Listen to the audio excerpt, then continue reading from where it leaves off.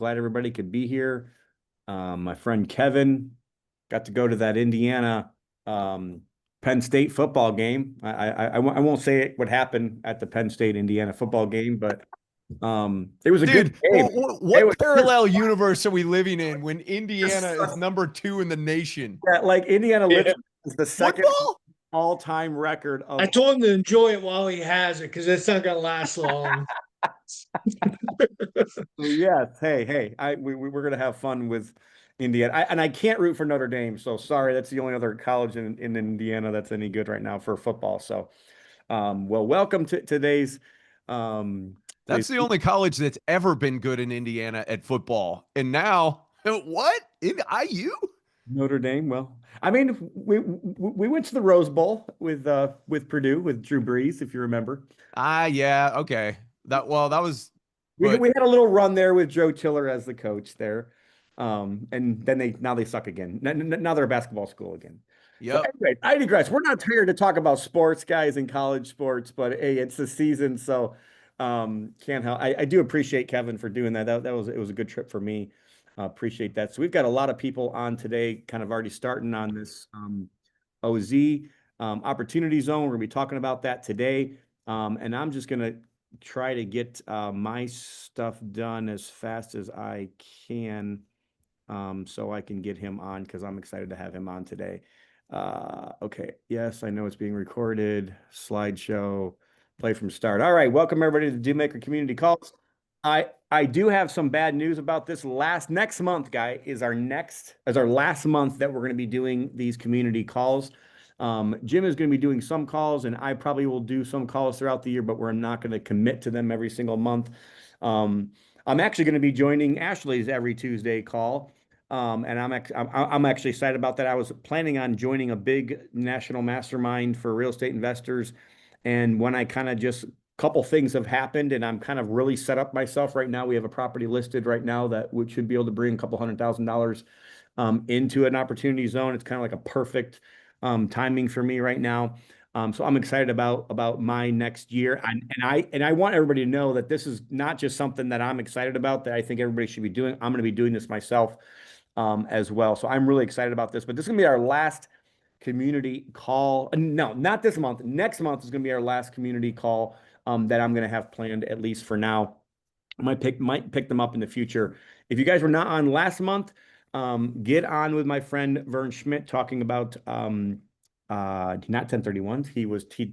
He did talked about what does he do? Cost segregation. Cost It segs, actually baby. goes right in hand to hand with opportunity zones. And I'll tell you what, when I saw those two things together, that's what made everything click for me. And that was kind of like the one piece that was holding me back on that whole thing, is the fact, oh, I got to pay the tax anyways. What's the big deal? It's not really that big of a deal. But then to figure out that, oh my goodness, I can actually also add cost seg and not have to pay that back.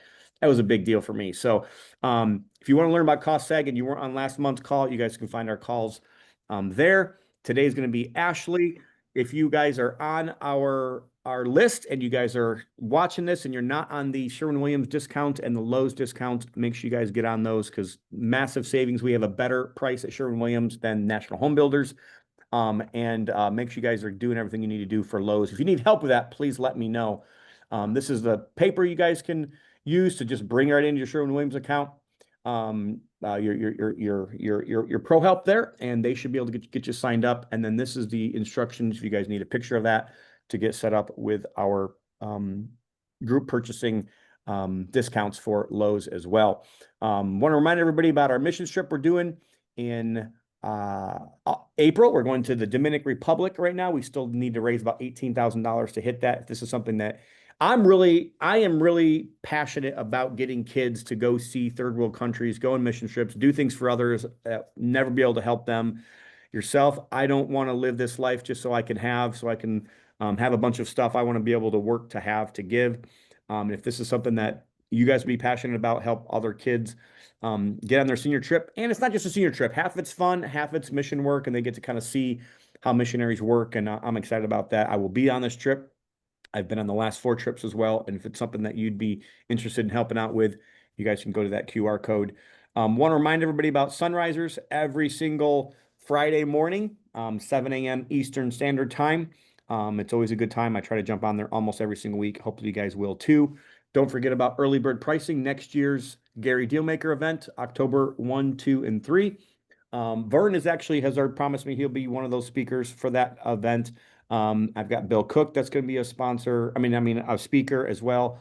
And I've got some other good people that are going to be there. So I'm excited about that. Make sure you guys get your early bird pricing tickets. This is going to be our last call of the year, Christmas roundtable. Jim Ingersoll, Lisa J. Ferris, Jeff Watson, Kim, Brian Burnett, and myself just going to kind of be given about 5 to 10 minutes about our year, the blessings that we've been given, and maybe some Christmas traditions. We are kind of asking everybody to kind of come and be on the screen for this one if you can. We're going to kind of do Christmas sweaters and just Christmas festival stuff. So I'm excited about that call. So hopefully you guys will be on December 16th, and that will be our last scheduled community call. All right. Ready to go, Ashley? So without further ado, I'm just going to give the floor to Ashley. I'm going to stop sharing my screen. He's got a special way to do his thing, and then my team will pin it to the top. If it doesn't work for everybody, just everybody pin his screen to the top there. All right, let's Ready, get Ashley? rolling. Well, thanks, Tom. I really appreciate the opportunity to be here. Right. So, I'm not as salty as John Heyer, but I'm sure that you guys have had John Heyer on here before, or that you've come across him. That's, I think, how I originally got plugged in with Vern. And once again, a big shout out to Vern, and I very much appreciate him connecting us. He's done an awesome job. Vern and I shared the stage at John Heyer's last event, and it was awesome. I'm really impressed with Vern and how he kind of does things, because not only is he doing what he's, talking about himself, but he then actually helps people. And that's what we do here at OZ Pros. So, I'm not only the president, but I'm a client. The reason why I got into opportunity zones was because I was interested in investing myself, and I had a capital gain, sold a mobile home park. I was in the mobile home park business for 25 years, and sold my last mobile home park and was able to seed my fund with that. And we at OZ Pros help people actually execute on doing opportunity zone deals, very similar to kind of how Vern does it. But, being of the John Heyer ilk, I got to give the disclaimer that this is for educational, informational purposes only. It's not legal advice. Legal advice happens when you pay me, and I then give you legal advice relative to a specific law that I am licensed to discuss. This is a federal law, and I function as a consultant as it relates to doing opportunity zone and other tax mitigation work. So this is specifically not legal advice. Disclaimer done. Let's rock and roll. All right. What is a qualified opportunity zone?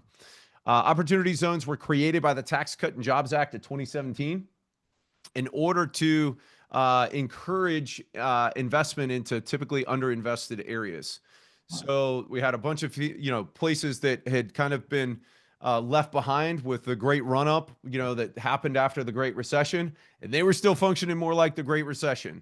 And so in the 2017 Tax Cut and Jobs Act, President Trump called Tim Scott and was like, "Hey man, I just had this debacle in Charlottesville. What could I do to connect with kind of the, more of the underrepresented folks in the United States?" And he said, "Opportunity zones, President Trump." And so between the two of them, they pounded it through literally in the last week before the Tax Cut and Jobs Act was passed. And I think that it became, and it will go down in history as the most powerful tax legislation ever created by the legislator, most powerful tax incentive ever created. And it's already drawn over $150 billion worth of capital. And the crazy thing is how simple it was. It was 3 pages of legislation that, number one, got the attention of private capital, number two, got it off the sidelines, and number three, made it patient. And the way they did that was kind of beautiful in how simple it was, is that they gave each governor the opportunity to designate up to 25% of their low-income census tracts, according to the 2010 census, as opportunity zones. And if you invest into one of these census tracts, you are now able to get 3 benefits. The first is that you're able to get a temporary deferral. Hold on, I'm going to grab my pen. Don't know how my pen got stuck down in my bag. I actually just got back from an Opportunity Zone presentation that I did down in Puerto Rico. By the way, Puerto Rico got special dispensation because of Hurricane Maria to designate all of their low-income census tracts. So if you go back up to that map and you were to look at it and you go to ozpros.com/map, you can pull up the zones. And Puerto Rico, literally 98% of the island is an opportunity zone. So I've got pictures of us on a white sand beach with crystal clear water. That is an OZ. So there are unbelievable opportunity zone tracks. If you look at across here, right, we've got waterfront ones in South Carolina. We've got them in California. There are some unbelievable census tracts that got designated. And the general three benefits that you got were that you got to defer your taxes until December 31st, 2026. So you have to start from a capital gain. Now, that can be a capital gain from the sale of anything: business, real estate, stock, appreciated baseball card, right? It doesn't matter. As long as it's a capital gain, it can go into a qualified opportunity fund. And if you get it in within 180 days of that gain, you get to defer that tax until December 31st, 2026. Now, that was the first benefit. The second benefit was that you got to step up in basis if you held for either 7 years or 5 years. It was 15% if you held for 7 years. That benefit, you had to be in for 7 years prior to December 31st, 2026. You're like, hey, what's up with this 12/31/26 deadline? Why is everything tied to that? They had to time out the program in order to make it work with the reconciliation bill. The Tax Cut and Jobs Act was part of a reconciliation program. And so it could only be, they had to calculate how much it was going to potentially cost the United States in tax revenue. So they tied everything to this December 31st, 2026 date, including these two benefits, which expired in 2019 and 2021, respectively. Now, all hope is not lost because we actually got new legislation in 2.0. I'm going to cover that here in a second, but I want to hit the still remaining benefits that are under 1.0 that also is under 2.0. And that is the step up in basis to fair market value. That is really powerful because after a 10-year hold, after you hold your investment in your fund for 10 years, you're eligible for a step up in basis to fair market value on everything that the fund holds. And that eliminates not only depreciation or capital gains, but it also eliminates depreciation recapture. And so for those that know Vern, know the power of real estate, depreciation recapture is one of the kind of the evils of that very powerful bonus depreciation that you can take under real estate. And so inside of this, by having these three benefits, number one, they got capital as attention, right, with this deferral. Number two, they got it off the sidelines by creating these artificial and capricious deadlines. And number three, they made it patient with this 10-year step up. They have also, and I've begun to see this happening, they've created a paradigm shift relative to how people look and evaluate deals. Instead of saying, all right, I know that I want to hit a certain IRR, I want to maximize my IRR, people are saying now, okay, how long do I have to hold it? So in a real estate deal, you have to hold it a minimum of 12 months in order to get capital gains tax. Typical sweet spot of a real estate deal is around 3 years to get the maximum IRR on it. But now people are like, oh, well, wow, if I hold it for 10 years, now I don't pay 25% in taxes, 23.8%, which is potentially going to go up. And now they're saying, well, man, if I can hold this for longer than that, how long can I hold it?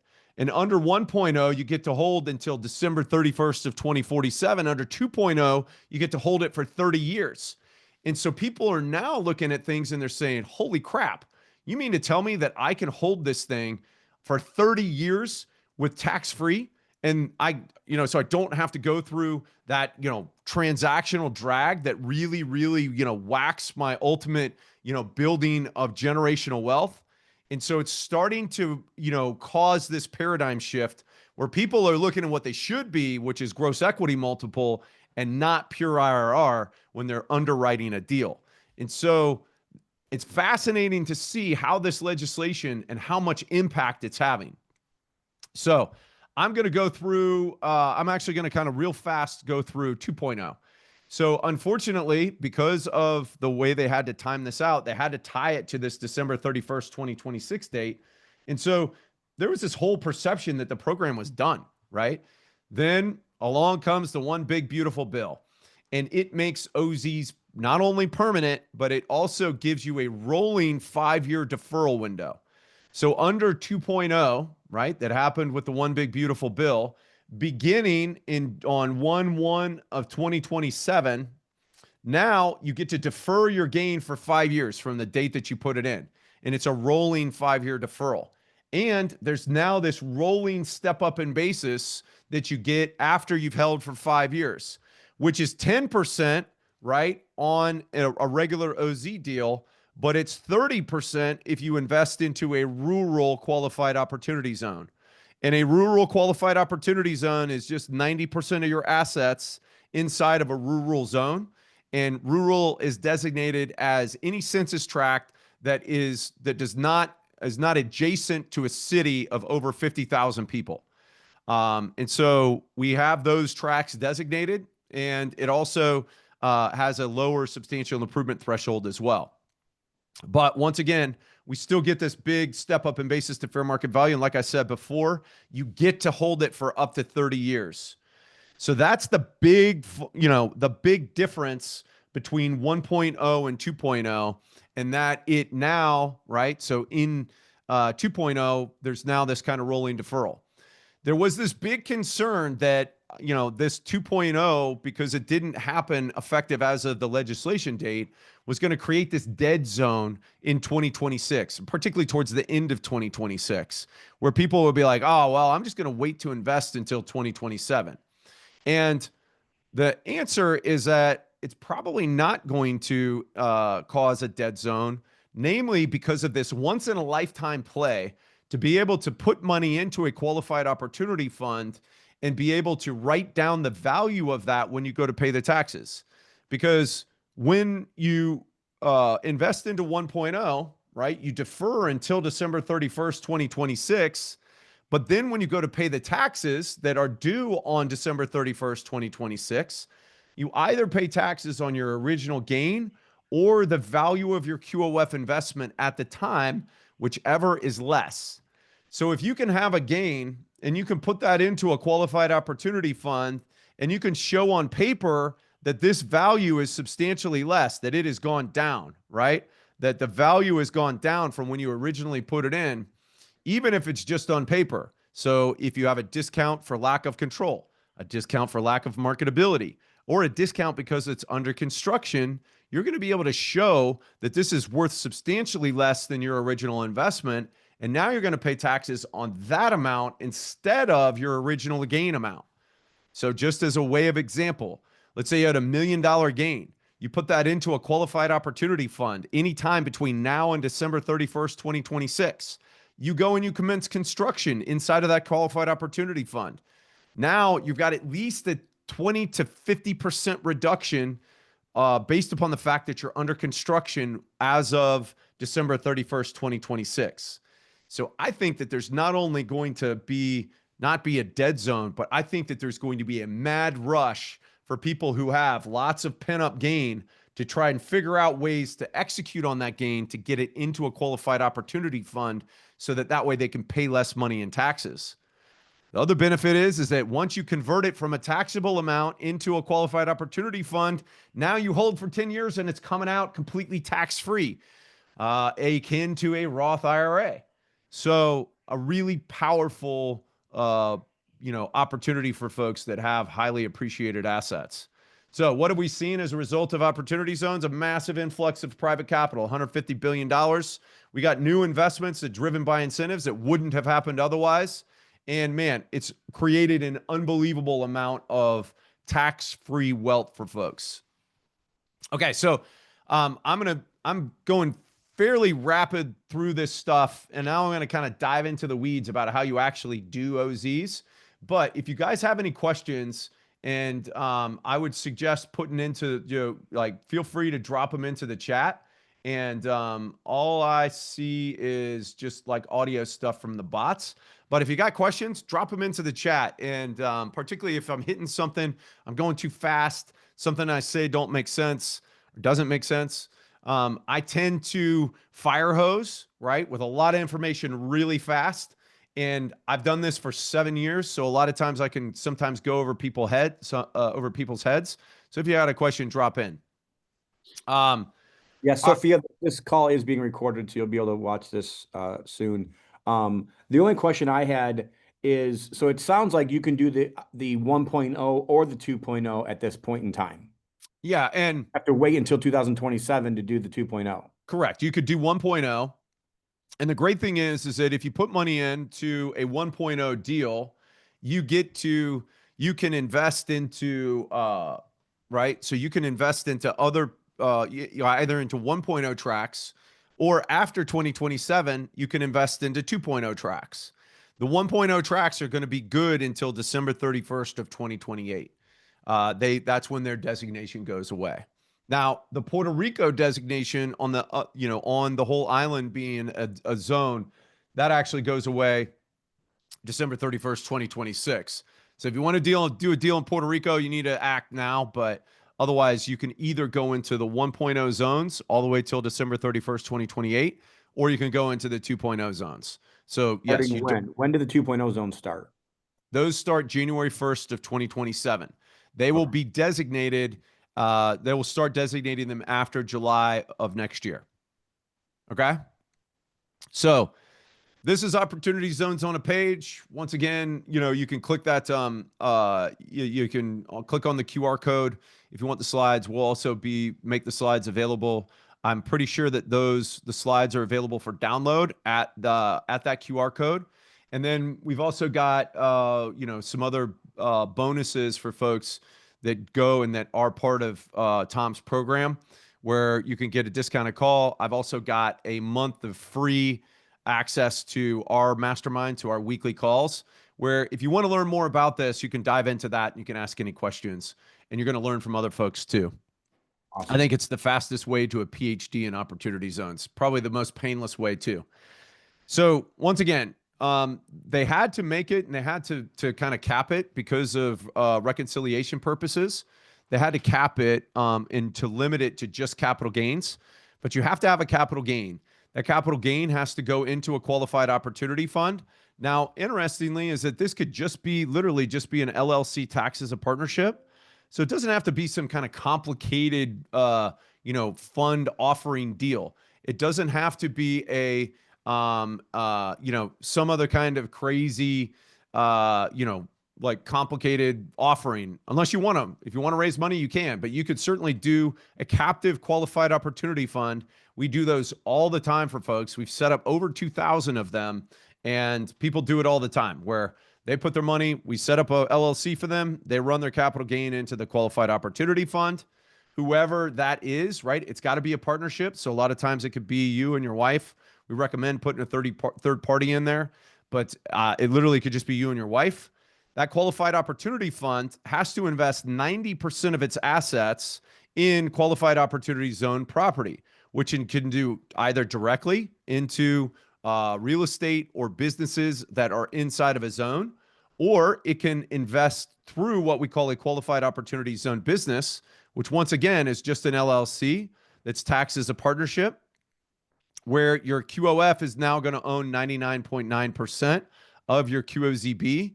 And you can now, you could do operating businesses. You could have, we helped a guy buy a bakery where he was doing an operating business as a bakery inside of an opportunity zone. And now he's going to preserve the next 30 years of growth of that bakery, and he's going to come out tax-free. Pretty much anything that you can think of that doesn't have a specific location, right? That's not location specific, we can probably make work as an opportunity zone business. So inside of this, 90%'s got to go down there, but 10% can go into whatever you want. As long as you buy it, it's going to get locked in at whatever amount you purchase it for. And so we can use this 10% to solve for a number of problems for people that have high appreciation and low basis on stuff that they're going to hold for a while. So you could put this into Bitcoin and buy the dips, right? Buy the dips as it's happening right now. or you could put it into Tesla stock. You could put it into whatever you want.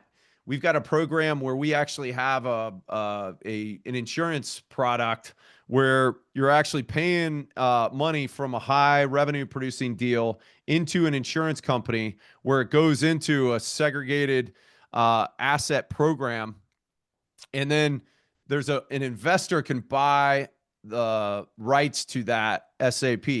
Well, the problem is that when they buy it, they typically don't have any basis in it, and so it creates a tax issue.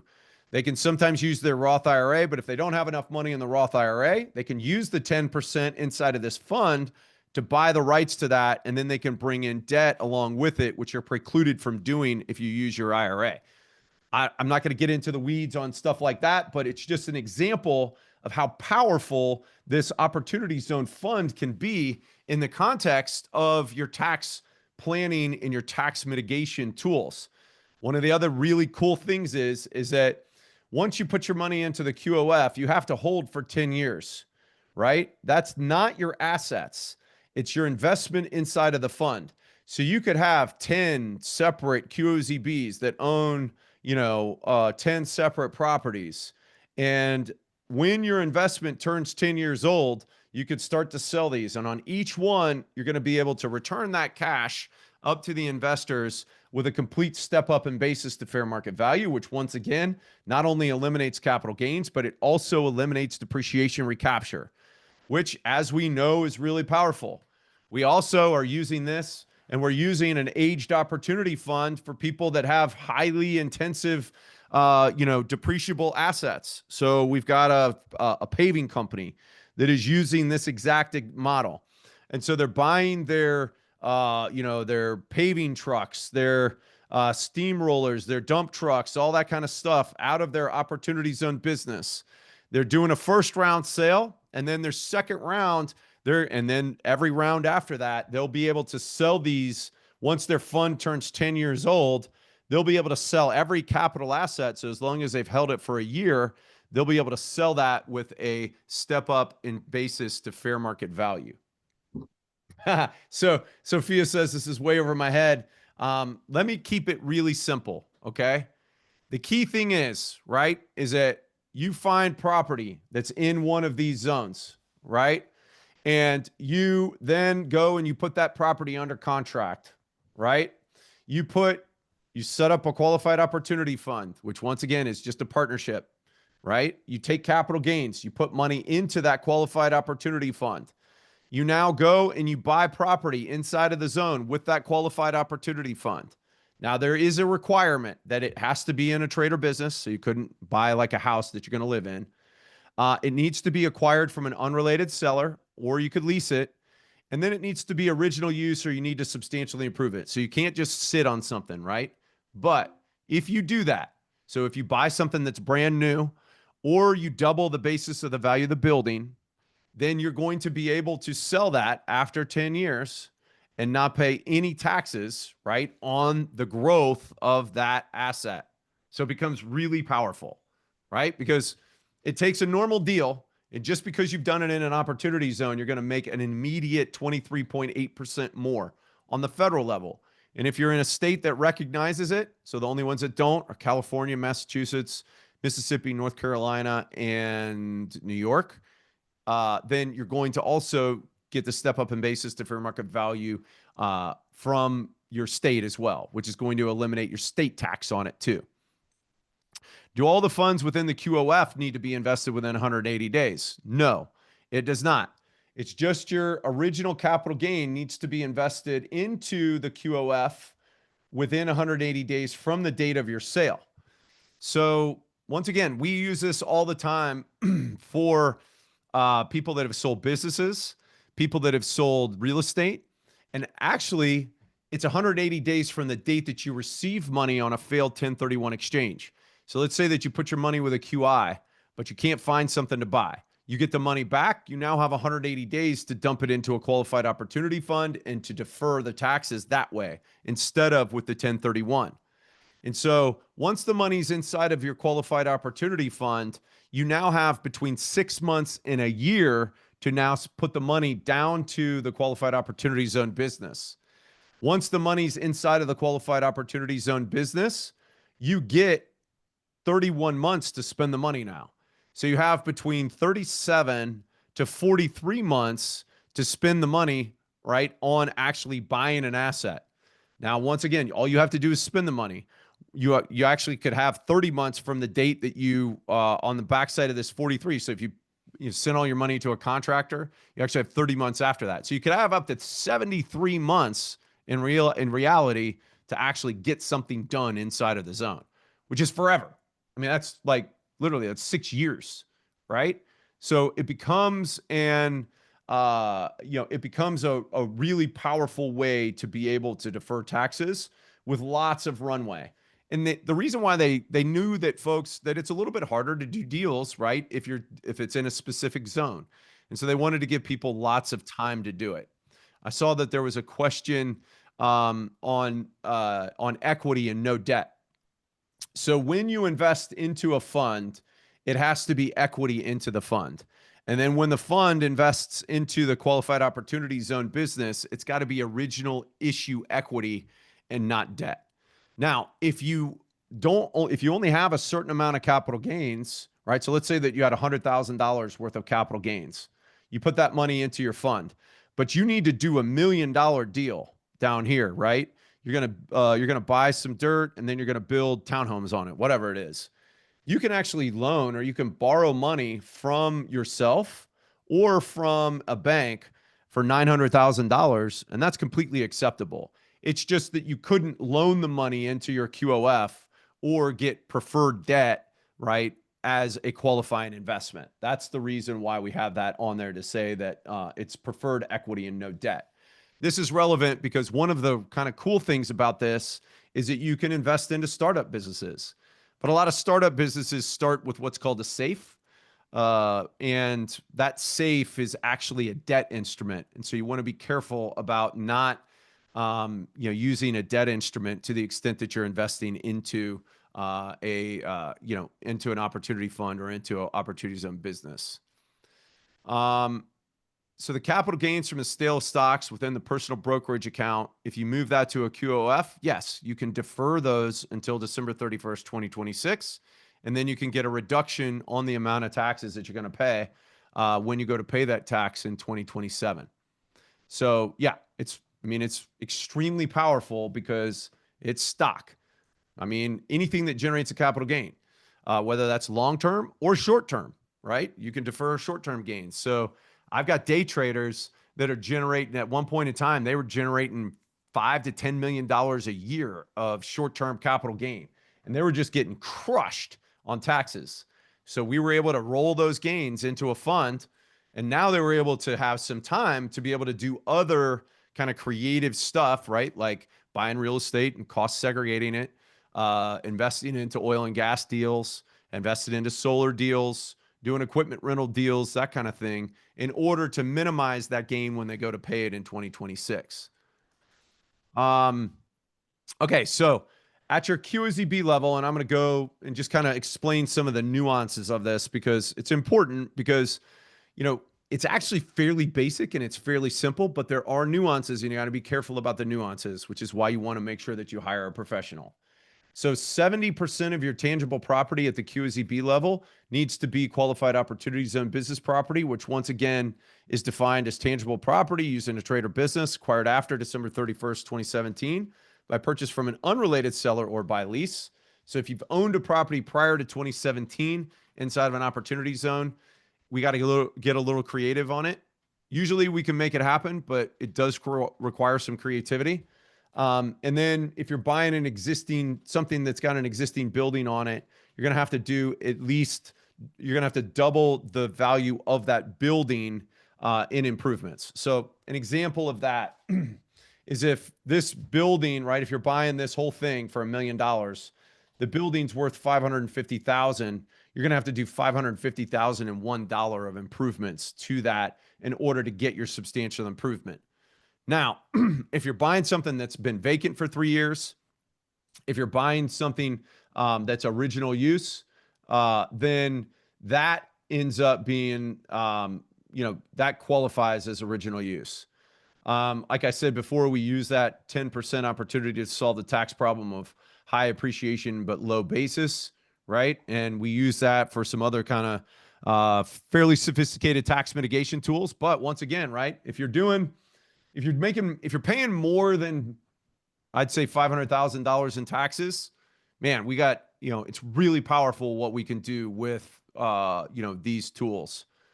All right, let's kind of dive into some of the other stuff. All right, let's talk about like potential ways that this could help people out, right? And existing deals that I've seen done. So there was a gentleman that was like, "Hey man, I'm building a flex industrial deal inside of an opportunity zone outside of Raleigh." And so he was able to make his whole building qualify, right? So now that building, when he sells it 10 years out, it's not going to have any taxes. And then what he was able to do is he was able to bring in like blue collar trades. So HVAC, plumbing, electrical, that kind of thing. He set up an accounting firm in there and then like a marketing firm to help these guys to grow past that 3-truck glass ceiling. And then he was able to now charge a premium for his rent because now these companies could be qualified opportunity zone businesses just from leasing from him. And then he would make investments into them on an equity basis, and he would be able to now grow those businesses tax-free over the next 10 years. So it becomes kind of an interesting play, right, for somebody that's got deals that they're doing inside of an opportunity zone, particularly kind of in the flex industrial space. So, I mean, I'm seeing tons of people use this program on all kinds of creative, deals that they're working on. So these are some of the ones that we've done over the course of the 7 years that we've been doing this. As obviously you can see, like there were a lot of farms. We've got timber deals. We've got machine shops. One of the ones that has been very popular as of late is Bitcoin mining. We've actually got a deal that's in Texas where it's a boat and RV storage deal with solar on the top, and we're using the electricity to run Bitcoin miners. And now, accordingly, we're actually able to hold the Bitcoin on the QAZB's balance sheet. And as long as there's a need and a need for holding the Bitcoin on the balance sheet, now we can basically get that Bitcoin out of the qualified opportunity zone business with a step up in basis to fair market value. So, lots of deals that we've helped people do. I think my favorite was it was an autism community on an old failed development on a lake in Alabama. And these guys were taking this old stub farm. They were taking what they had built as the clubhouse. They turned that into kind of their community center. And then they started building like multi-unit, multi-family deals to house these autistic kids. They turned one of the ponds into a chickweed farm, and they gave the autistic kids jobs working in the farm. So just kind of cool how lots of people are using these, right, to minimize the taxes, but in so doing, be able to maximize their impact. So we got people that are rehabbing single family rentals in kind of Cracktown, all the way to people that are doing deals, in on oceanfront deals in these places that were designated as opportunity zone census tracts under 1.0 that, now have become really nice areas. And so, I think that there's a really cool play on how you can take capital gains money and plow it into these deals, save money on taxes, and then also really do some good while you're doing it. It's one of I have a our question. one of our sayings is doing well by doing good, right? Good. I have a question, Ashley. So what Sure. happens with the money that you make from that business or from that property during the time? Can you reinvest that? Does that stay in the opportunity zone? Does that have to go back up to the fund? Like how does that work? Yeah, sure. So as long as the opportunity zone does not affect your income. So unfortunately, it doesn't have any uh, you know tax saving effect on income. So any money that comes off of revenue is going to flow up through the opportunity zone business up to the QOF and then up to the investor. That's where depreciation comes in, bonus depreciation comes in, cost seg comes in. um, intangible drilling costs to offset, money that you're making from oil wells, that kind of thing. That comes in to offset that. Now, if you were okay with this money coming in and being a phantom income for you, as long as you take the cash and you reinvest it into, and you could actually, I wouldn't want to put it back into the same QOZB, but if you were to take this, right, so let's say that your QOZB is minting cash because you got this beautiful, short-term rental that's in an opportunity zone. If you take that money and you plow it into another rental property, that's completely okay, right? So you could burr inside of an opportunity zone deal. If you wanted to roll it into another opportunity zone business, you could actually distribute it up to the QOF, put it into a different QOZB, and now go and buy another property. And that will actually not extend your 10-year hold. Every time you put in capital gain, that's going to extend your 10-year hold for anything that's owned by that QOF, unless you can trace it, right? And so what a lot of times what we'll do is we'll recommend that people kind of set up vintages of QOZBs. So they put money into their QOF in 25. This is their 25 QOZB. And then they put money in 26. So they set up a 26 QOZB. That way, everything that's owned by this 25 QOZB comes out tax-free in 2035, right?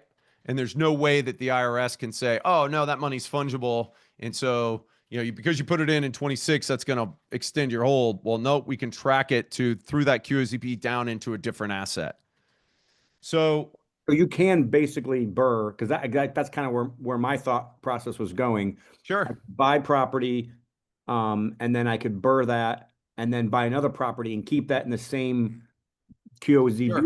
or do I have to go back up to the fund and start another QOZB? No. You could certainly keep it into the same QOZB. And at the QOZB level, a lot of times people are like, man, I don't want to have to freaking set up another entity that's going to make me have to file another tax return.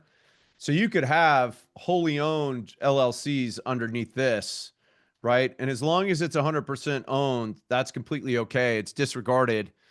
You got to be really careful about not having another QOZB over here, though, because you couldn't invest into another thing where you owned like 50%, right? That's another entity, because that's going to violate this test, this non-qualified financial property test.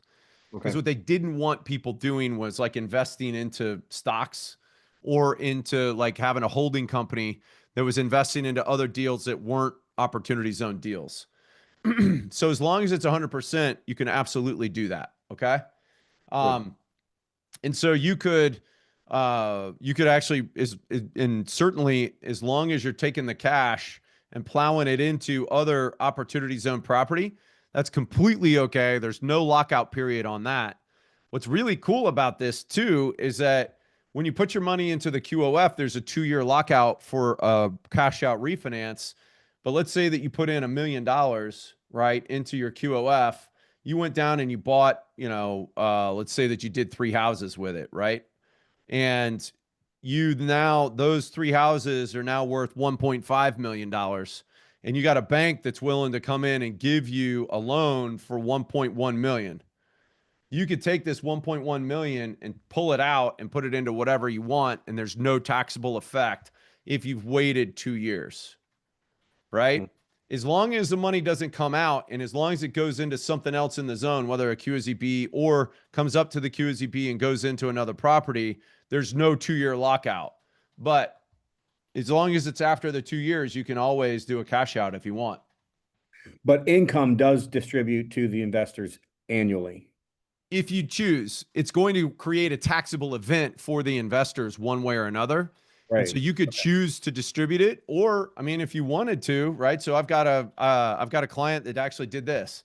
He set up a QOF, he set up a QOZB, and this QOZB owned it owned property, and it also owned a towing company that was functioning inside of an opportunity zone.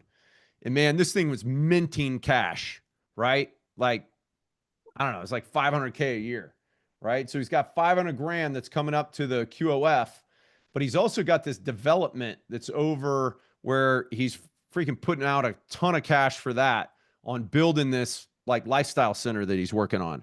So he's taking that cash, the 500 grand, he's putting it into this lifestyle center. He's now building this stuff. And as he brings these things online, he's now doing a depreciation. When he puts it in service, he's taking the bonus depreciation to offset this 500K of income. And then he's just paying tax on whatever the remaining balance is. I think that he was able to soak up like 450K.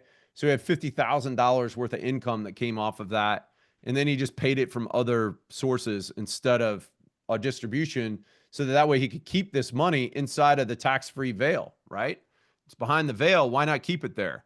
Especially if you've got I guess a that's deal my that question. So the money that you make can stay in there and be reinvested, and then that doesn't have to be new 1031 type money going that's into. right. Okay, that's what I was trying to figure out. If there's a way to generate more money inside that can also still stay tax free down the road. That's beautiful. Yeah. There is some questions in the chat. Rick Yeah. says, I've got a property that he has to foreclose on that's in an opportunity zone. How can I turn that into a rental in a QOZB?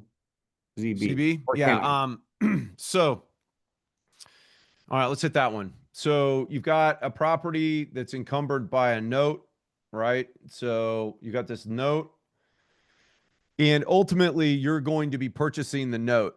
So there's a couple of ways that you could do it. You could set up your QOF and your QOZB, and as long as it's inside of a testing period about how long it's going to happen, right? You could actually buy the note from your QOZB.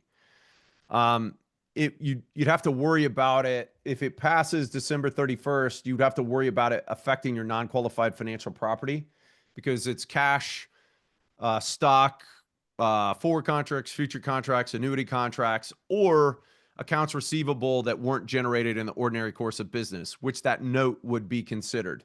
And so as long as you're able to foreclose it fairly quickly, that's fine. Or you could run the foreclosure, foreclose it in the name of the note holder, and then assign, right prior to the title you could basically assign your rights in the foreclosure over to the QOZB. Buy it that way. And now when the property gets foreclosed, the property is now going to be owned by the QOZB.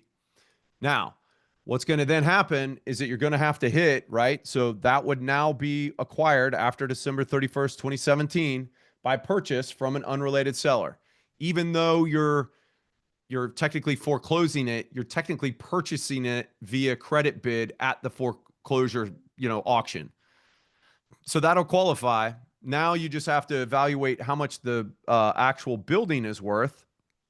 And if it's in a regular 1.0 census tract, then if it's in a city, you're going to have to do 100% of the value of the building. If it's in a rural census tract, and those are available, if anybody wants to find that map, I can direct you to a map. Unfortunately, we haven't added those to our map yet.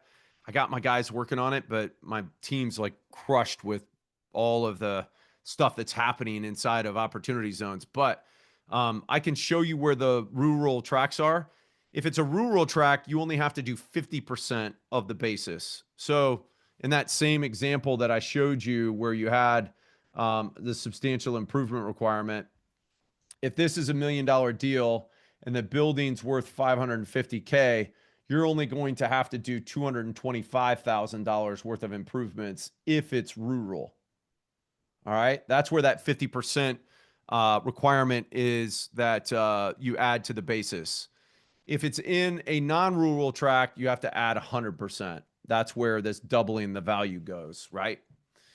So can a QOZB be held under a holding company, which is not a QOF? And the answer is yes, right? So a QOZB is literally just an entity. It's a partnership or a corporation that is that says, hey, listen, I want to be a QOZB, and it raises its hand and it says, hey, I'm going to comply with these 5 tests. So 70% of my tangible property is going to be opportunities of business property. 50% of my income is going to come from a trade or business that's happening in the zone. If anybody's got a question about that, I can walk you through that, but it's basically where your employees are working. And then they then say, okay, because I'm a QOZB, I am eligible to take equity investments from a qualified opportunity fund. But hey, I can also take investments, or I can be owned by an individual. I can be owned by another LLC that wants to invest into this deal. So QOZB can be owned by anybody. It's only the QOF's percentage ownership that's going to get the tax benefit. This is the reason why we typically have the QOF own 99.9% if it's an option, right? Because that's the only one that gets tax benefit. So if you had a QOZB that was owned 10% by a QOF and then 90% by a person and or another holding company, you're only going to get 10% of the tax benefit because the QOF is the only one that's going to get the tax benefit. Mm. All right. Can you And go keep over firing the questions. This is great. the rules on buying from yourself or selling to yourself? Yeah. So that's a great one, right? So there's two places where you have to have an unrelated party. Number one, where you generate the capital gain. So you can't take that hand turkey that you made in kindergarten and sell it to your grandma for $1 million and use that as your capital gain. Unfortunately, that doesn't work. And this actually becomes a pretty significant issue for us when we're talking about like founders of startups. Because it's like, all right, they don't have any money, they don't have any assets to generate capital gains out of. And so sometimes we got to get creative on that. But that's one of the places where you have a related party issue. The other is where you get your property from. So the actual property that your QZB buys, right? That has to be bought from an unrelated party. And the related party rules here are not 50%, it's 20%. And it's direct lineal descendants, right? So mother, father, brother, sister, kid, grandkid, those are related parties. Or anybody that you've got a business relationship with, or that you have an intention of having a business relationship later. So you can't sell your interest to your partner and basically like cross sell stuff and then that work. Did you have a specific question in mind, Tom, relative to the related party deal? No, I mean, I feel like that on the buying. Now, what about the selling after 10 years? No, you can absolutely, there's no related party issue there. So So you like could if so sell one of my to, entities could literally buy it from another one of my or one of my current entities could buy from the opportunity zone after 10, 30 years and there's no correct. issue there. Okay. And usually you're going to be doing that like at the end of 30 years because just getting the step up in basis to fair market value wouldn't, I mean, you would want to preserve that and you'd want to let that eat for as long as possible. But yeah, you could absolutely convey it to like an irrevocable trust, right? And get the step up in basis to fair market value. Okay. So what's really fascinating about that is that when you do that, it is, and this is kind of an interesting result as it relates to like estate taxes too, is that if you were to get hit by a bus, right? So like, let's say that you owned your qualified opportunity fund, you get hit by a bus in 2027. So you've paid the taxes that are due. You get hit by a bus, your estate steps into your shoes. So let's say that you put $1 million in. Well, the only amount that goes against your lifetime exemption amount is $1 million because your estate steps into your shoes. It's not the market value of the assets as of the date of death. It's the $1 million. And so now your estate could hold this for the next 30 years and then get the step up in basis to fair market value. So it becomes a really powerful estate planning tool for those people that are worried about that lifetime exemption amount. Now, with them taking it up to 30 million, that's not a whole lot of people, certainly not me, but it does become a powerful tool for folks that are dealing with that issue. All right, man, we got a fact pattern here, Tom. There are I have a questions in QOZ there. fund set up as an LLC. It currently owns nothing. I have opportunities for people to buy into the fund from 150,000 up to around 800,000. Depending upon amount, the fund would be buying one or more properties in Danville. I like Danville. I actually got my first lab from a breeder that was outside of Danville. I would then master lease the properties back and manage them, providing income for the investor. I would have an option to repurchase them in time frame can be whatever the investor wants. Is this a viable structure? Basically, it's an opportunity to invest in an opportunity zone benefit in a passive way with someone else doing all the work. So one thing that you got to be careful about with a master lease, it's a great question, right? Is that inside of this opportunity zone business property requirement, the tangible property's got to be used in a trade or business. And if it's a master lease, a lot of times the IRS is going to treat that as an investment and not a trade or business. So when I was in the TIC world, we syndicated 1031 exchanges. And by very definition, a 1031 exchange needs to go into something as an investment. That's one of the reasons why you can do a TIC or you could do a DST. But the problem is that a TIC can't operate a business, right? And so we would then master lease to an operating entity that would basically just pay the TICs, whether it was a percentage of revenue or whatever. We actually ticked out the first hotel. We've ticked out the Howard Johnsons in Chelsea and Manhattan. And so I am very familiar with the master lease structure. And that is going to be considered an investment for purposes of the opportunity zone fund and business that owns the property, right? Because you as an entity are master leasing that from them. Now that's going to be considered an investment. And so as opposed to an operating trade or business. So what I would do if I were you, if you really truly want to give them just a return, is just have them come into the QOZB, and then their equity can just get a preferred return, right? Whatever the equivalent was going to be of the master lease. Just tell them, hey, listen, I'm just going to give you that preferred return. And then they make that, they're happy with it, right? If it's 10% or 12% or whatever that looks like. And then you just take the delta. And by the way, we could also set this up so that you could get your promote structure tax-free.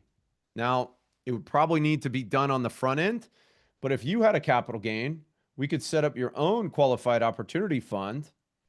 You could then invest into the QOZB. And let's say that you're going to say, I'm going to give you, Mr. QOF, I'm going to give you 10% of this deal, which is going to equate into a 12% return. Right? Now your QOF owns 90% of the QOZB. And so your cash and your growth that happens inside of the deal could come out tax-free. It's what we call crystallizing the promote. And you got to be careful with that because the IRS is going to try to treat any kind of promote as a taxable event. But once again, as long as you do it carefully, you're okay. And rental houses, co-living spaces, if you are master leasing them, you're the one that's operating them as a trade or business. So that would be the issue. Now, so if you just own those directly out of the QOZB, now that would be considered a trade or business. Even if you're managing them and it's a passive investment for them, that's now just subject to the passive investment rules as opposed to it being treated as an investment and not a trade or business that would obviate your whole opportunity zone structure. I got it. So basically you're saying I can do the same thing with just a different structure and just make it an investment and forget about the master lease. That's right. Yeah. Okay. Got it. Thank you so much. That's awesome. Yeah. Now, here's the deal. Whenever you're talking about bringing in investor money, right, into a QOF or into a QOZB, you are selling a security, right? If they are not actively involved in the activities that generate that revenue. And so you're going to need to do a securities offering. Typically, we do them under Regulation D and under Exemption 506C, which allows you to advertise the offering. Now, when you go to make your Form D filing with the SEC, it allows you to you can file two entities under one Form D. So you file your QOF and you file your QOZB. Any capital gains investor comes into your QOF. Any non-capital gains investor, just take them straight into your QOZB. You're going to want to structure your promote, though, at the QOZB level, right? And then you probably don't want to have a promote at the QOF level. You're just going to pass through expenses. So that way you don't double promote them. Okay. Got it. I'm a retired attorney, so I can do all that part. I was hoping not to. That's why I came up with the master lease, but I got it. Thank you so much. Sure. I mean, what you could do, I mean, theoretically, if you wanted to make this to where you didn't have to do a Reg D, is that you could set up a QOF for each one of your investors, Hmm. and then they could go and they could, I mean, it depends on how long it's going to take you to do the improvements on the deals, but they could then go and purchase the properties, right? Hmm. Or you could coordinate the purchase through their QOF, and then you could effectively lease those or offer to manage them for them, right? And then just rip a management fee off of them. And as long as they are paying the taxes, they're paying the insurance, right? They're coordinating that, then that would not be a security, right? Because Okay. then you're just leasing the property from them. And once again, as long as they are actively doing something, then it's going to be better. But if it's a master lease, that becomes a problem because it So would be, yeah, keep them involved. correct. Exactly right. Keep them involved. So if you keep them involved, number one, that's going to make it so that it's an active trader business. Number two, that would make it so it's not a security. Perfect. I like it. My gosh, that's wonderful. Thank you so much. Yeah, absolutely. Um, Ashley, we're here at the top of the hour. sure. Anything else that you need to get on today's call? Um, I would like for you to be able to let everybody know like what you can offer people and how people can get sure. a hold of you. And then just kind of lastly, something I've seen over the last couple of years with this is a lot of scrupulous deals come out. And the one thing I would just caution everybody is to just not do a deal inside an opportunity zone that you wouldn't do outside of an opportunity zone. Don't Sure. let this like cloud your judgment because I've seen a lot of stuff that has gotten thrown out there that just because it's an opportunity zone, everybody's like running for the tax benefit. But the problem is that there's no tax benefit to have and your money's gone and then it doesn't really matter at that point. So I definitely wanted to throw that out there because I'm sure you've seen that as well. Um, and then it does sound like the creative stuff is kind of happening in the business entity stuff. So I'm excited to kind of learn about, all of that. Like I told everybody, I am signing up for his weekly call thing, which I think it's like basically almost every Tuesday. And I would like for everybody to know like how they can get a hold of you, how they can sign up if they're interested in something like that. Or the other, I know you offer some other services as well, and I just don't want I want to make sure that we have enough time to get into all that. Yeah, I appreciate it. And, I wanted to make this as educational as possible, but certainly would love to help anybody that wants to do an OZ deal. So we've got three ways to interact with us. Is that our Ascent is that's the easiest and the cheapest, and it is the fastest way to a PhD. It's an hour and a half call every Tuesday, and we go over opportunity zone questions because very similar to what just happened right there with Kathy. Like I will help people do that, and people learn from that, right? Because they hear about what's going on with other people's deals, how people are using stuff, and they get thoughts and ideas from that. Um, Ascent is, that's a call every Tuesday. We also then we call it our summit package. That's a setup. We set up your QOF and your QOZB. We do all of your documents associated with that. And you basically walk away with what you need to go down to the bank and set up your own bank accounts. It's a captive qualified opportunity fund structure. If you want us to do your compliance for the first year, which is effectively assembling your audit trail for the IRS, we do that as well. And we'll, bird dog you to make sure that you've got all of the stuff that you need inside of your audit trail.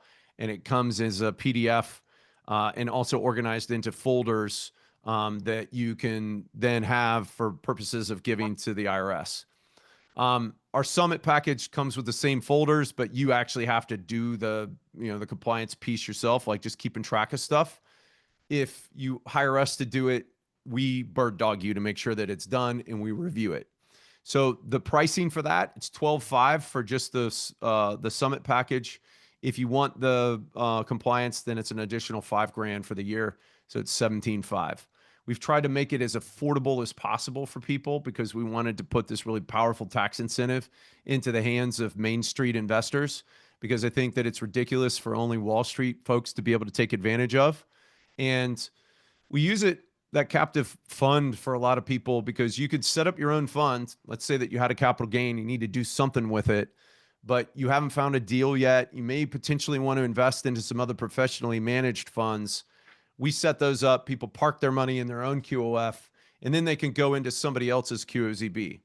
So case in point, we also have our own fund. If somebody wanted to invest into that, they could, or they can go into our individual deals, which our latest deal is a covered boat and RV storage facility that's in Taylor, Texas, right outside the Samsung chimp plant. And we're building, covered, where you have covered RV and boat parking. We've got containers for self-storage. And then we also have truck parking. And then phase 2 will have a flex industrial component to it as well. It's around it's an anticipated like 18% IRR, 3x multiple on it. And there will be a substantial depreciation hit that people will get in year 6, just based upon it's a little bit of a because we're partnered with a solar provider on it. We get the solar, all of the solar and everything else that comes to us in year 6. Doesn't happen on year 1, but there will be a substantial depreciation hit for folks in year 6. So, there's all kinds of ways that you can get into the opportunity zone game, whether you want to do your own deals, whether you want to invest into other people's. We've got them, and we're happy to help. I put my email into the chat. If you go to ozpros.com/podcast, we've got a special offer, including we got a free 15-minute call. You can join our Ascent. I've got a month on me. If you want to come into our Tuesday call, would love to have you into that mastermind. First month is free. And then if you like it, you can stick around. If you don't, you can cancel it. You're like, hey man, listen, I'm not fooling with this OZ stuff. And so we try to make this as easy as possible for people to be able to get the information they need, so that way they can start their journey on tax savings. I assume your website just ozpros.com, then people can go there and Yes, find sir. as well. So while we're on this call, I signed up for your whatever that is, that free month, that free month. I think that's the process you have people going through, is to sign up for that first. That's right. And so hopefully you guys will do that as well. I've got to run, guys. I've got an 18-year-old who's got a birthday today, and I'm taking her to lunch. But I just want to, I appreciate you, Ashley, for joining us today and investing. Yeah, in the absolutely. community.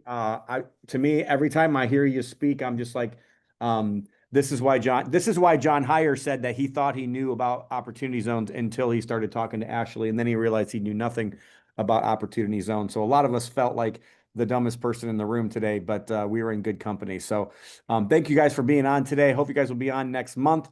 And if not, stop and just think about things that you're thankful for the next couple of weeks with Thanksgiving here. Give thanks, have a good day with your family. And we'll see you guys next month. God bless. Have a good day, guys. Thank you, Ashley. Cheers. Thanks, Tom. Appreciate everybody.